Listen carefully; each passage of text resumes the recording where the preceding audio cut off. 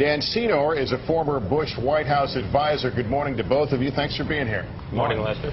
Dan, let me begin with you. Time magazine calls it cowboy diplomacy. Someone called the Bush Doctrine, others the preemptive policy. By any name, is that era now over in terms of foreign policy? I hope not, actually. If you look back at the President's State of the Union, January of 2002, when he talked about an axis of evil, many people ridiculed it, mocked it, saying that regimes as diverse as North Korea and Iran don't actually operate in unison. And that's true, they don't in a formal sense, although North Korea has sold missiles to Iran. But that's not the point. The larger point is our dealings with one of those regimes influences the behavior of all of those regimes. And we've seen that played out in recent weeks. When we offered direct talks and concessions to the Iranians, it was followed with provocations by the North Koreans.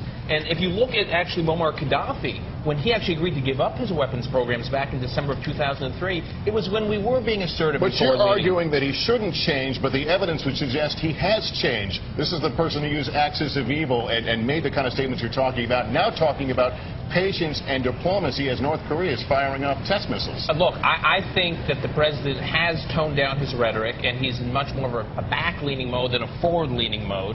But I think that actually the world is actually a safer place for America, and our interests are better protected when he's back in his cowboy diplomat mode, as Time magazine describes it.